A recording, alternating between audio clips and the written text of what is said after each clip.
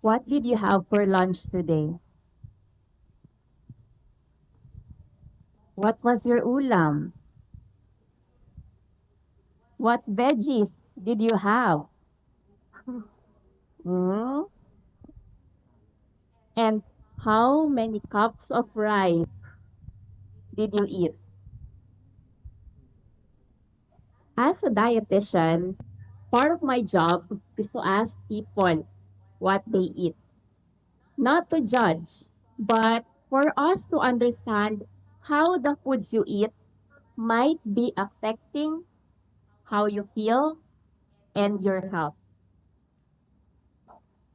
And for over a decade of working in hospitals, gyms, clinics, and doing nutrition coaching online, where I get to talk to many Filipinos all over the globe, analyzing their eating habits, I've noticed an interesting pattern. Many Filipinos are trying to eat healthier by eating less carbs, but they end up having more fat and more calories and too little fiber in their diet. And while this is just based on my experience, experts from the Department of Science and Technology Food and Nutrition Research Institute noticed the same thing when they studied the eating habits of more than 1,000 working adults across the Philippines. And so if you are eating more chicken, pork, beef, fish or seafoods, eggs, or processed meat like hot dog or burgers, then you might have what many health experts call the modern diet. And with modern diet comes modern diseases, type 2 diabetes, obesity, and heart diseases. And to many people, these diseases often mean disability, financial and emotional distress, and living in constant fear of dying early. And this is why today I want you to consider the three things to challenge the way you think on what should be on your plate. First, while we dread these so-called lifestyle diseases like stroke, the real problem might be happening deeper than our belly fat. Second, we often think of avoiding or limiting or restricting food groups like carbs or sugar or rice or fruits. But we might be blaming the wrong food. And third, maybe some of us have heard the advice to go vegan or do keto or do fasting, low carb, or even Mediterranean diet. But the solution to modern diseases might be something our gut instinct knew all along. Apart from being a dietitian, I am also a certified marites. I spend a lot of time lurking in social media just to be updated or stay abreast with the latest trends and chismes when it comes to diet and nutrition. And what I noted and what concerns me as a dietitian is that while our health is getting worse, nutrition advice, especially online, is getting louder and more confusing. People come to me for advice not because they know little about nutrition, but because they are overwhelmed with too many conflicting information. And apart from nutrition misinformation, I am seeing diet culture at work. So diet culture is this belief system that glorifies thinness for women and having that fitness worthy or fitness magazine worthy body with six pack abs for men. And diet culture pressures you to chase a certain body ideal, often at the expense of your overall well-being. Diet culture also labels food as either good or bad. And this pressures you to cut out certain food groups like carbs. With diet culture, we might be missing the bigger picture. For one, nutrition is not just about macros and calories. It's not just about carbs, protein, and fat. There are also key nutrients that help us thrive and survive, like water, fiber, antioxidants, and vitamins and minerals. Second, food is not just about health. It's also about comfort and connection. It's how we bond with our family, share stories with our friends, and carry culture across generations. And too often, diet culture forces us to set these things aside. And third, when we eat food, before that food turns to sugar in your blood, or fat in our thighs, or muscle in our abs, that food first goes through a system we and diet culture rarely talks about, our gut. So our gut does more than digest food. Inside our gut is a complex ecosystem. We call it the gut microbiome, composed of trillions of bacteria, viruses, fungi, and other microbes. And these microbes help regulate our metabolism, how we burn and store energy. It also supports our immune system, reduce inflammation in our body, and they can even impact our mood and our energy level.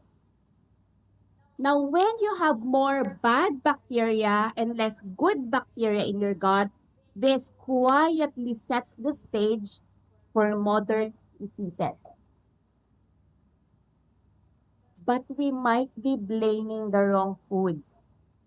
Could it be that by restricting carbs, we are hurting our gut and consequently our health? When I was in grade school, I used to live with my grandparents in the province. And my grandparents were farmers.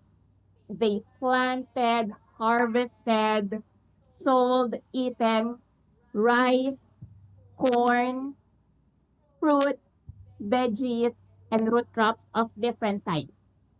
And what I noticed, and this I clearly remember, is that they ate everything with rice. Ulam, sure, they eat it with rice.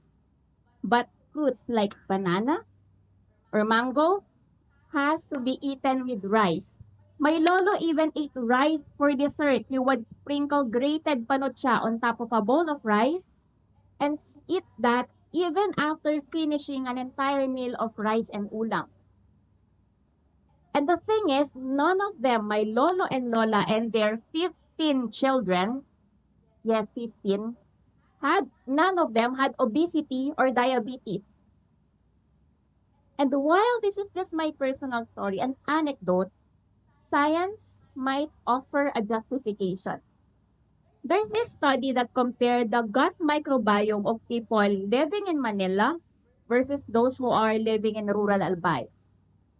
People in Manila ate less carbs but had higher fat and processed food in their diet. And it turned out that they had less good bacteria in their gut and had higher risk for type 2 diabetes. Meanwhile, people in rural Albay whose diets were higher in carbs from rice, vegetables, and traditional food, they actually had healthier gut profiles which support better metabolic health. And these stories are so against what diet culture is telling us, that rice and Filipino foods are bad or unhealthy, are the enemy. In fact, rice, especially when it's brown, red, or black, or even if it's white rice, When paired with vegetables, fish, fermented foods, or beans, rice becomes food for your gut bacteria, which in turn not just help with your digestion or immune system, but also help regulate your blood sugar. And here's something even more interesting about rice. Bahaw or leftover rice contains resistant starch. It's a type of carbohydrate that resists digestion in your small intestine. And instead, it goes to your large intestine, which feeds the good bacteria in your colon. So our kanin lamig, it turns out, is not just practical, it's also prebiotic. So think about that the next time you have rice and ulam or baon, and your rice is malamig na, there is resistant starch right there, and it's good for your gut. Other traditional or typical Filipino foods like sinigang with kangkong and gabi, ginataang langka, kinilaw na puso ng saging or ginisang munggo, and other local foods from Luzon, Visayas, and Mindanao, they are naturally gut-friendly. But somewhere along the way, we changed. Our diet changed. Chesa and mabolo. Ever heard of this food? Anyone? Okay. So chesa and mabolo got replaced by milk tea, soda. So yun, alam niyo na. Familiar milk tea, soda, and soft drink. Boiled kamote and grilled saba gave way to instant noodles and pizza. And rice got blamed for what fat and ultra-processed foods actually did. And this shift from traditional to modern, from plant-based to processed and meat-heavy, is hurting our gut health and silently driving an epidemic of metabolic diseases. So what do we do now? Apparently, the secret to better gut health is not tied to a certain diet. It's not about going vegan or doing keto or low carb or fasting, not even Mediterranean diet because it might not be applicable to us, Filipinos, Asians. Researchers from the American Gut Project gathered data from more than 11,000 individuals across the globe where they asked for poop or stool samples and asked the people to love what they eat. And here's what the experts found. People who ate more than 30 different types of plant foods per week had more good bacteria living in their gut than those who ate fewer. So what's in it for you? If there is only one thing, or maybe five, that I want you to remember from this talk, it's this. Eat 5 types of plant food every single day. Rice or other whole grains, vegetables, fruits, root crops, and nuts, beans, or seeds. Gradually increase your intake of plant food until you make this Fab 5 the foundation of your overall diet. Of course, you can still have your pork adobo, chicken inasal, fish sinigang, or beef kare-kare. Add in some fermented foods like bagoong, atsara, buro, and don't forget variety. The more types of plant foods you eat, the more good bacteria you have in your gut. And when you do this, you can lessen your risk for lifestyle or modern diseases.